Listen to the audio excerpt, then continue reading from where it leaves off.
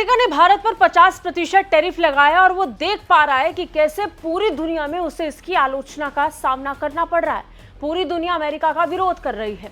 Europe के कई देश भारत के समर्थन में हैं। फ्रांस के राष्ट्रपति इमैनुअल मैक्रोन ने भारत के प्रधानमंत्री को कॉल किया, व्यापार बढ़ाने पर बात की। उधर चीन ने भी अमेरिका की इस एकतरफा कार्रवाई का खुला विरोध कर दिया है। अब इस पर जब अमेरिका खुद को घिरता हुआ देख रहा है और भारत रूस को और करीब आते देख रहा है, तो अमेरिका सफाई देने लगा है।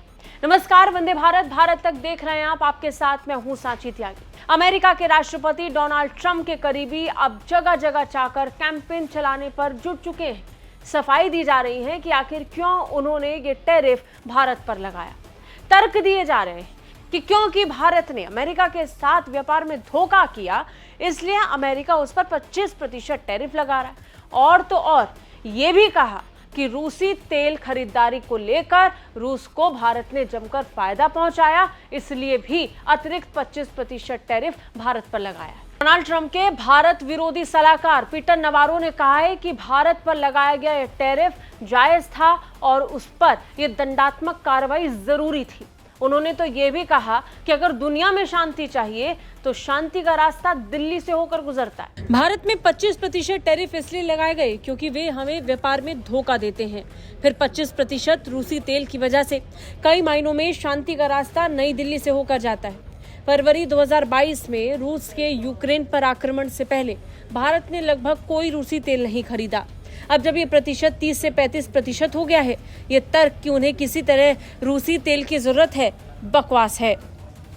रूसी रिफाइनर इतालवी रिफाइनरों के साथ मिलकर एक ऐसा खेल खेल रहे हैं जिसमें उन्हें सस्ता रूसी कच्चा तेल छूट पर मिलता है। फिर वे रिफाइंड उत्पाद बनाते हैं जिन्हें वे यूरोप, अफ्रीका और एशिया में महंगे दामों पर बेचते हैं। भारत में 25% टैरिफ इसलिए लगाए गए क्योंकि वे हमें व्यापार में धोखा देते हैं। फिर 25% रूसी तेल की वजह से उनके टैरिफ ज्यादा हैं। हमारा उनके साथ भारी व्यापार घाटा है। इससे अमेरिकी कामगारों और व्यवसायों को नुकसान होता है।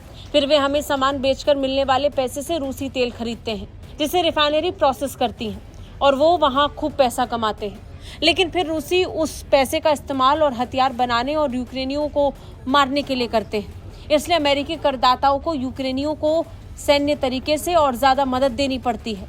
ये पागलपन है और राष्ट्रपति ट्रंप इस बिसात को खूबसूरती से समझते हैं। कई मायनों में शांति का रास्ता नई दिल्ली से होकर जाता है। पीटर नवारो चाहे जितनी बात कह लें, जितने बयान दे लें, जितनी सफाई दे लें, लेकिन सच्चाई यही है कि अब खुलकर अमेरिका एक्सपोज हो चुका है, जिसके बाद ट्रंप के टैरिफ को लेकर दुनिया भर में उनकी आलोचना शुरू हो चुकी है। आपको क्या लगता है? कमेंट करके हमें जरूर बताइए। जय हिंद।